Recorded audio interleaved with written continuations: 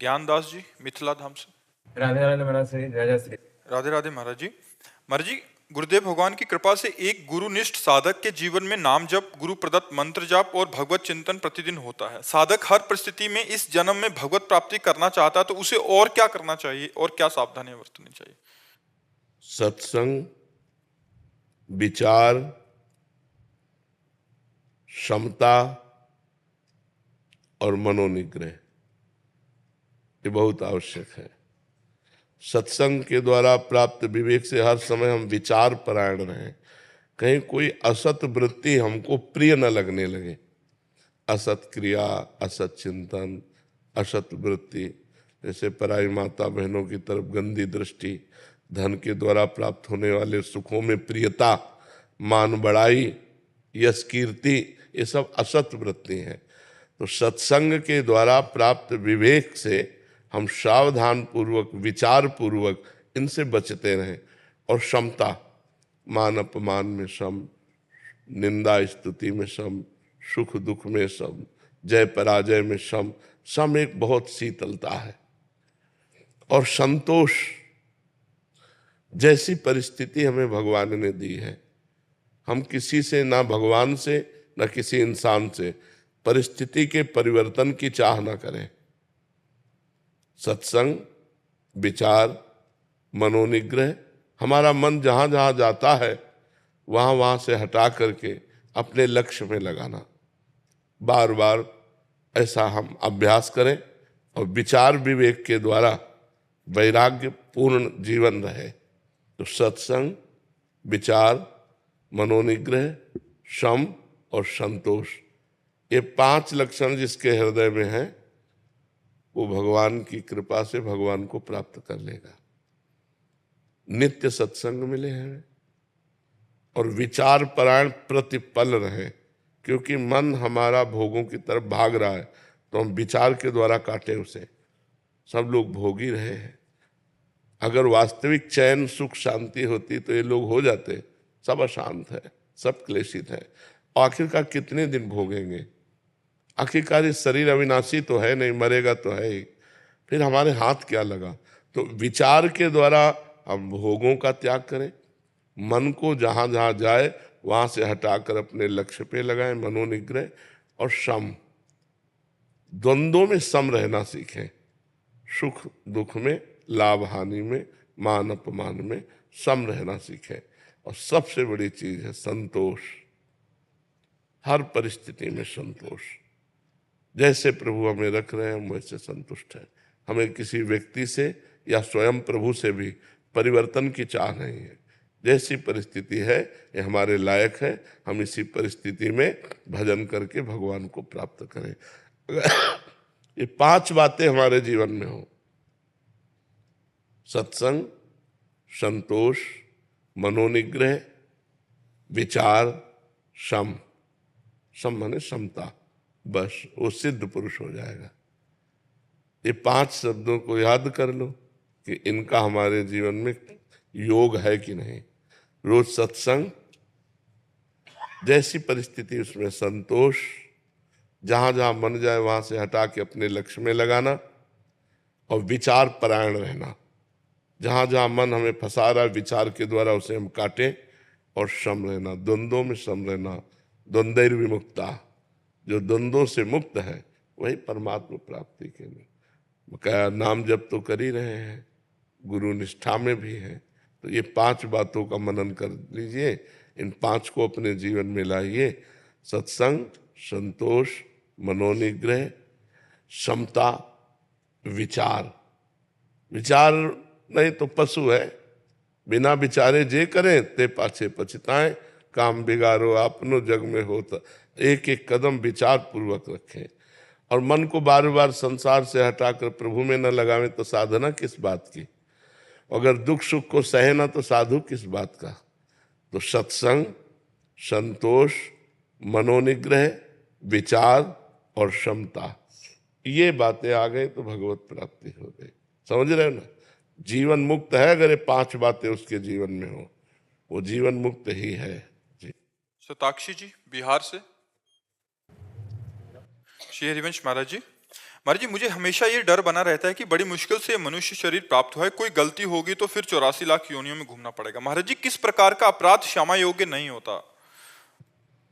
भगवान से विमुख होना सबसे बड़ा अपराध है। जितनी भी गलतियां हैं, जितनी भी दुर्गतियां हैं, वो जीव को भगवान से विमुखता के कारण प्राप्त होती हैं।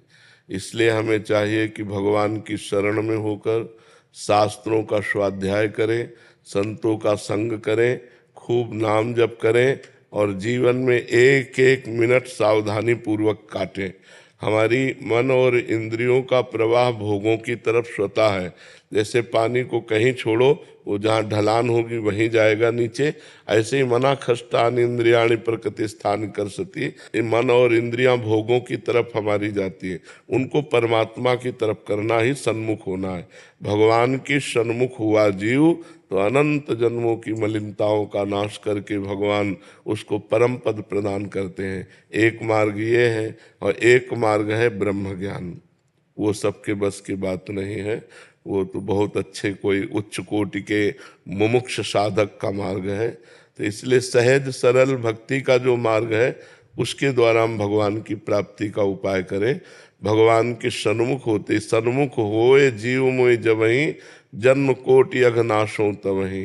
करोड़ों जन्मों के पाप भगवान नष्ट कर देते हैं जब जीव भगवान की शरण में होता है। इसलिए भगवान की शरण में हो और सत्संग सुनो। सत्संग से बुद्धि पवित्र होती है, बुद्धि में विवेक जागृत होता है और विवेक के द्वारा ही हम भोगों के राग का नाश कर सकते हैं। भोगों का राग यदि नष्ट नहीं हुआ तो सब पाखंड चलता रहता है। भोग भोग रहे हैं और मनमानी आचरण हो रहे हैं। हम भगत भी कहलाते हैं, साधक भी कहलाते हैं, उपासक भी कहलाते हैं, वो सब नौटंकी है। कोई उसमें उन्नति आध्यात्मिक नहीं हो सकती। वो केवल मान्यता है कि हम साधक हैं, हम उपासक हैं। साधक वही है जो अपनी चित्त वृत्ति को एकमात्र परमात्मा में लगाने का प्रयत्न कर रहा है और जितने भोग हैं मर्त्य लोक के लेकर के ब्रह्म लोक तक, सब भोगों से उदासीनता हो। ब्रह्मादिक के भोग सब विषम लागत ताहि, नारायण ब्रजचंद की लगन लगी है जाए। तभी जीव का कल्याण होता है। बहुत दुरंत माया है, दैवी है सागुणमयी मम माया दुरत्यया। दुरत्यया जल्दी तरने में नहीं आती है, जीव को फंसा के गिरा लेती है। मामे ये प्रपद्यन्ते माया में ताम तरंतिते। जो मेरी शरण में आ गया वो माया से तर गया। तो भगवान की शरण में हो, नाम जप करो, सत्संग सुनो, पवित्र भोजन भगवान को अर्पित करके पाओ, गंदे आचरणों से बचो, तो ये जन्म सार्थक हो जाएगा। सबसे बड़ा अपराध है भगवत विमुक्ता। कहे हनुमंत विपति प्रभु सोई, जब तो सुमिरन भजन होए। अगर सुमिरन भजन हो रहा तो कोई भी अपराध बन गया हो, अब चिंता करने की जरूरत नहीं, सब पाप नष्ट हो जाएंगे। अहम तो हम सर्व पापेभ्यो मोक्षयिष्यामि मा शुचः। मैं तुम्हें समस्त पापों से मुक्त कर दूंगा। भगवान कह रहे तो हम भगवान की शरण में होकर नाम जप करें। जी। वैष्णवी जी कनाडा से। राधे राधे राधे महाराज जी। महाराज जी, क्या संत महात्मा के दर्शन से हमारे कर्म कट जाते हैं? अगर हाँ तो इस जन्म के और पुराने जन्म? देखो, हम ज्यादा भावुकता वाली बातों को नहीं। क्या आपने संतों के दर्शन नहीं किए? आप विचार करके देखो, क्या आपके कर्म बंधन कट गए? नहीं। क्या संतों के पास जो है सबके कर्म बंधन कट गए क्या? नहीं। संत जो कह रहे हैं वो बात मान लो तो कर्म बंधन कट जाएंगे। अगर संतों की आज्ञा का पालन नहीं किया, संत शास्त्र के अनुसार नहीं चले, तो केवल देखने से कर्म बंधन नहीं कटते।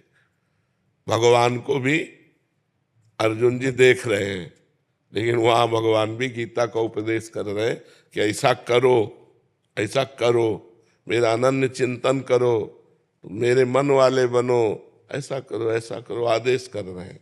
हाँ, संत दर्शन हमारे भाग्य का विषय है। संत दर्शन बड़े सौभाग्य से मिलता है, पर उसका खास सौभाग्य क्या है संत दर्शन का?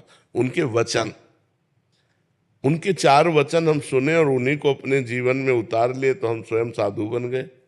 अगर हम केवल देख लिया और मनमानी आचरण कर रहे हैं तो देखने मात्र से बात नहीं बनने वाली। संत का दर्शन यद्यपि पापों का नाश करने वाला होता है, संत दरस जिम पातक टरें, पर आपने कर्म बंधन की बात कही, तो कर्म बंधन तभी कटते हैं जब संत आज्ञा पर जीवन चलाया जाए।